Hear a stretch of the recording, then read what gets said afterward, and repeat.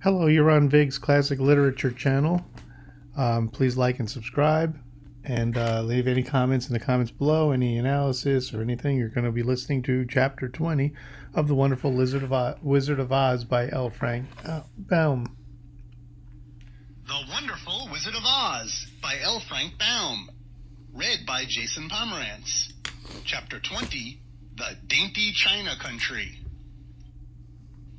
While the woodman was making a ladder from wood which he had found in the forest, Dorothy lay down and slept, for she was tired by the long walk. The lion also curled himself up to sleep, and Toto lay down beside him. The Scarecrow watched the woodman while he worked, and said to him, "I cannot think why this wall is here, nor what it is made of."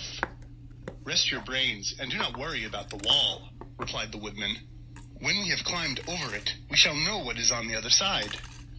After a time, the ladder was finished.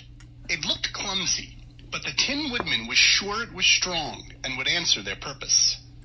The Scarecrow waked Dorothy and the Lion and Toto and told them that the ladder was ready.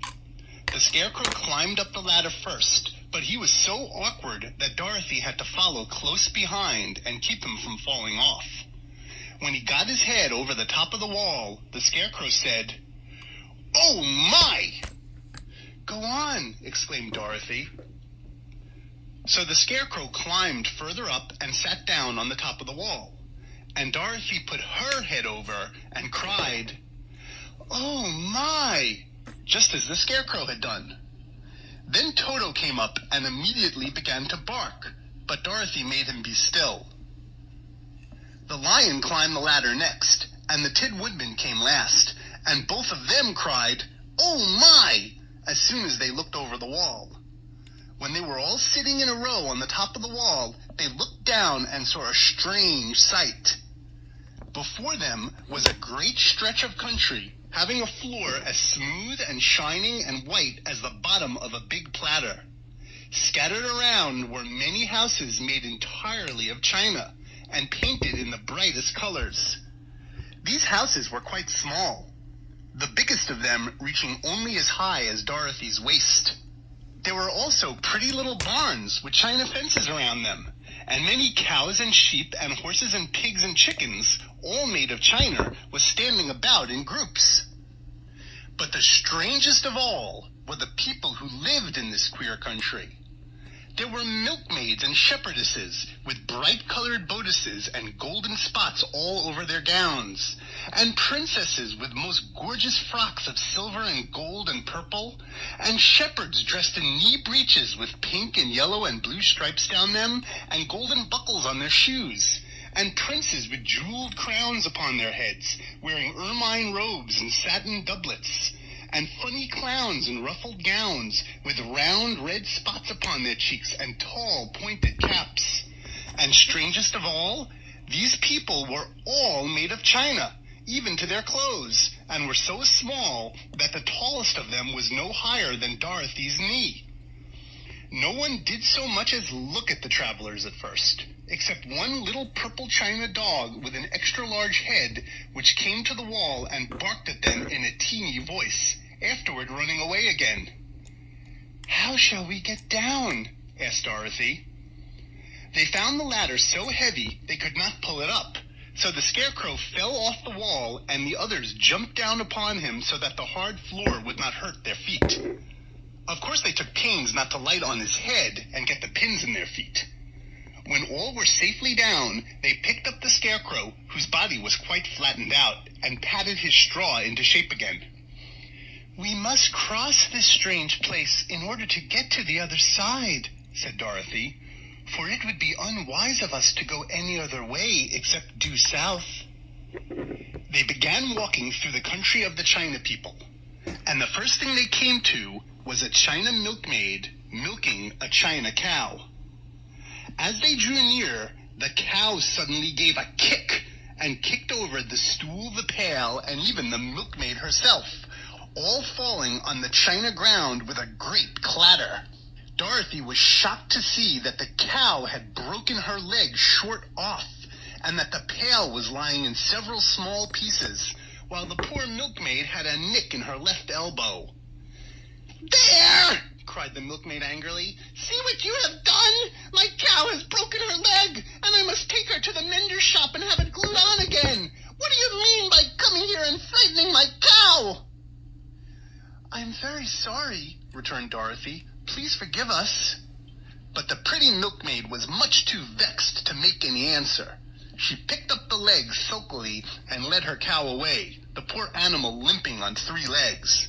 As she left them, the milkmaid cast many reproachful glances over her shoulder at the clumsy strangers, holding her nicked elbow close to her side. Dorothy was quite grieved at this mishap. "We must be very careful here," said the kind-hearted woodman, "or we may hurt these pretty little people so they will never get over it." A little further on, Dorothy met a most beautiful dressed young princess who stopped short as she saw the strangers and started to run away. Dorothy wanted to see more of the princess, so she ran after her, but the China girl cried out, "Don't chase me! Don't chase me!" She had such a frightened little voice that Dorothy stopped and said, "Why not?" "Because," answered the princess, also stopping a safe distance away, "if I run, I may fall down and break myself." "But couldn't you be mended?" asked the girl. "Oh, yes, but one is never so pretty after being mended, you know," replied the princess. "I suppose not," said Dorothy. "Now, there is Mr. Joker, one of our clowns," continued the China lady, "who is always trying to stand upon his head. He has broken himself so often that he is mended in 100 places and doesn't look pretty at all. Here he comes now, so you can see for yourself." Indeed, a jolly little clown now came walking toward them, and Dorothy could see that in spite of his pretty clothes of red and yellow and green, he was completely covered with cracks, running every which way and showing plainly that he had been mended in many places. The clown put his hands in his pocket, and after puffing out his cheeks and nodding his head at them saucily, he said, "My fair lady, why do you stare at poor old Mr. Joker? You're quite as stiff and prim as if you'd eaten up a poker." "Be quiet, sir," said the princess. "Can't you see these are strangers and should be treated with respect?" "Well, that's respect, I expect," declared the clown, and immediately stood upon his head. "Don't mind Mr. Joker," said the princess to Dorothy. "He is considerably cracked in his head, and that makes him foolish." "Oh, I don't mind him a bit," said Dorothy. "But you are so beautiful," she continued, "that I am sure I could love you dearly. Won't you let me carry you back to Kansas and stand you on Aunt Em's mantel shelf? I could carry you in my basket." "Oh, that would make me very unhappy," answered the China princess. "You see, here in our own country we live contentedly and can talk and move around as we please. But whenever any of us are taken away, our joints at once stiffen, and we can only stand straight and look pretty. Of course, that is all that is expected of us when we are on mantel shelves and cabinets and drawing room tables, but our lives are much pleasanter here in our own country." "Oh, I would not make you unhappy for all the world," exclaimed Dorothy. "So I'll just say goodbye." "Goodbye," replied the princess. They walked carefully through the China country. The little animals and all the people scampered out of their way, fearing the strangers would break them. And after an hour or so, the travelers reached the other side of the country and came to another China wall. It was not as high as the first, however, and by standing upon the lion's back, they all managed to scramble to the top.